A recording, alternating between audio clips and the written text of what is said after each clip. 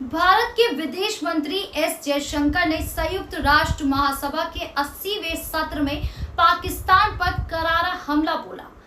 उन्होंने पाकिस्तान को वैश्विक आतंकवाद का गढ़ बताया और उस पर दशकों से अंतर्राष्ट्रीय आतंकी हमलों के पीछे होने का आरोप लगाया। भारत को स्वतंत्रता के बाद से झेलना पड़ा आतंकवाद। जयशंकर ने कहा कि भारत को अपनी आजादी के बाद से ही इस चुनौती का सामना करना पड़ा है, क्योंकि उसका पड़ोसी वैश्विक आतंकवाद का गढ़ है। दशकों से बड़े बड़े अंतर्राष्ट्रीय आतंकी हमलों की जड़ उसी एक देश से जुड़ी है। संयुक्त राष्ट्र की आतंकियों की सूची में ऐसे कई नाम हैं जो उस देश के नागरिक हैं। विदेश मंत्री ने इस साल अप्रैल में पहलगाम में निर्दोष पर्यटकों की हत्या को हालिया सीमा पार आतंकी बर्बरता का उदाहरण बताया। उन्होंने कहा कि भारत ने अपने लोगों की सुरक्षा के लिए जवाबी कार्रवाई की और इस घटना के आयोजकों और दोषियों को न्याय के कटघरे में लाया।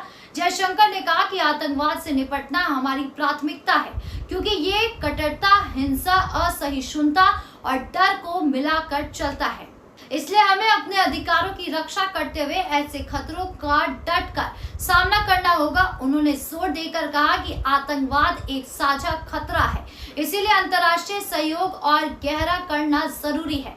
जयशंकर बोले, जब देश खुले तौर पर आतंकवाद को अपनी नीति बता लेते हैं, तब आतंकी अड्डे बड़े पैमाने पर चलते हैं, और जब आतंकियों का सार्वजनिक तौर पर महिमा मंडल किया जाता है तो ऐसे कदमों की कड़ी निंदा होनी चाहिए।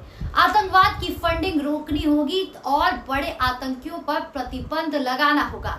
विदेश मंत्री ने चेतावनी दी कि आतंकवाद को शय देने वाले देशों और उनका समर्थन करने वालों पर लगातार दबाव बनाया जाना चाहिए।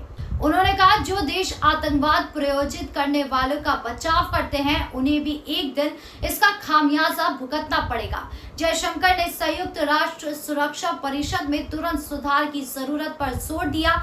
उन्होंने कहा कि परिषद की स्थायी और अस्थायी दोनों सदस्यताओं का विस्तार होना चाहिए, ताकि ये निकाय वास्तव में प्रातिनिधिक बन सके। भारत ऐसी परिषद का हिस्सा बनकर और बड़ी जिम्मेदारियां उठाने के लिए तैयार है।